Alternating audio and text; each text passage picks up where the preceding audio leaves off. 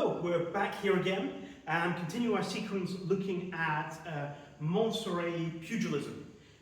So we've already looked at it, it seems a bit weird, and we've got these strange attacks, and we've got this very odd guard, we've got these kind of long arm strikes coming up here, we've even got shorter ones but they still kind of drop and come up, or even kind of rise and drop down. Not what we think of as traditional boxing. We're going to see really how that comes into the fore, not this session, but hopefully the next one. But what I want to talk about today is, now we've talked about the basic attacks, is some of the basic defences. How do I not get hit? And Monstery really has 5 parries, blocks, whatever you want to call them. 5 active ways of using the hands to stop you getting hit. There is some footwork in there as well, but we'll cover that in along with another session. So I think to demonstrate this, I'll probably need somebody to punch me in the head. Who fancies hitting me? Wow, that did not take a lot of encouragement, did it? Yeah. So, so if we look at this, because our hands are in different places, we have to think about different ways of defending with each one. Yeah? I can't defend with this one the same way as this one because they're in different orientations. So, like we do with most martial arts, what I'm going to do is divide the body, and it's a bit skewed in this one. If I was in a more traditional boxing guard, you can see that I've got a line across here where I've got above my hands and below my hands. Yeah, and I've also got this side and this side. Yes, I can kind of split the body into 4. Here it's a bit weirder because it's kind of a quarter here, a bigger quarter here, a bigger quarter here, and then a little quarter here, but I still got that kind of split by 4. I know there's only 4 quarters, but they're not proper quarters. I'm not a mathematician, I don't do maths. I've told you that many times. So from here, my guard, the first one I'll be looking at is if my opponent throws a punch coming into this big, obvious area here, on the offside of my body, above my left hand. So what I'm going to do is I'm going to twist my arm up as that punch comes in, I'm going to bring my arm up, and then push it forward to block. I'm only going as high as my head height, yeah, because that means no matter how close we get, I can't get hit. Yeah, and I'm trying to hit with the bone along this side of the arm, which I'm not going to do, because that would be nasty. So from here, the punch comes in, I want to block across out here. This hand staying on target. And now you're really starting to see how worrying it is to have that bearing down on you from that position. And if you've done any kind of karate or kung fu, you'll be familiar with this kind of block. But again, I've really got to make sure it's a forceful blow. I want to make my opponent suffer for having the audacity to have punched me in the first place. So that's how we're going to block these ones. We're going to come across here. It's almost like a tiny little uppercut until your hand gets to about your face, and then you kind of fix your wrist in position and roll your hand forward until it forms this kind of block above your head here.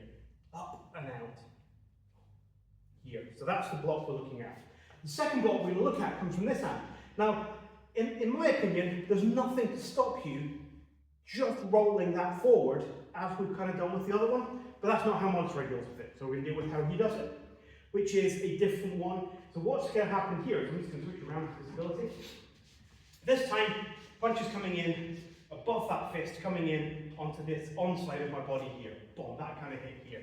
Now if that punch is coming in, what I'm going to do is punch straight forward, but I'm not actually aiming for my opponent, I'm aiming to go just over their shoulder. But in doing so, I push this hand out of the way and I don't get hit.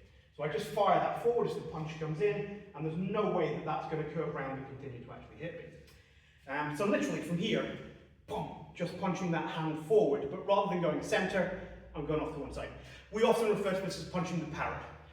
So if you imagine Erin here was even more piratey than she is already, and she had a parrot sitting on her shoulder, my aim for this block is to punch that parrot. Yeah, the parrot's knocked off the back of her and I'm safe. So that's option number 2. Now, in fairness, I also like the fact that he has both of these because, in my opinion, I don't think they work side to side, but I think they work for different kind of punches. Straight punches coming in down that centre line, this works very well for. But if I've got a punch coming round more circular, this can have the problem that if you're doing a hook into the side of my head, that even though I've connected with this, I'm still taking that hook in the head. From that point, if I do the punches, everything's nicely covered behind my arm here, and I'm actually protected against that. So I would say this is better rather than looking at it left and right. Look at it as straight punches I'm going to take here, and circular punches I'm going to take here. Okay, We also have another very karate style punch, which is if an attack is coming in with this hand, sorry, go with that. Coming in against this nice big open area, I'm going to block across the body, so from here across the body, or from here across the body. Not great parries, but they tend to be used as secondary parries rather than initial parry. So if I have a punch coming out from the arm here, and I block and then another one, that's when I'm going to do that, because this gives me time to chamber that punch for my reply. So I'm going to use this as kind of using one arm to defend. So again, punch comes in, block, block, strike. Gives me that option to kind of work through that quite quickly.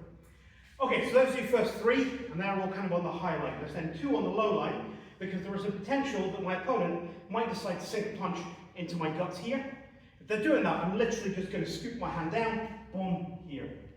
Now again, with this being quite violent, I'm not gently scooping, yeah? I'm taking my fist and I'm delivering a hammer fist into the offending limb, yeah? Bang, bang. Yeah, there's no way that that's actually going to get through that.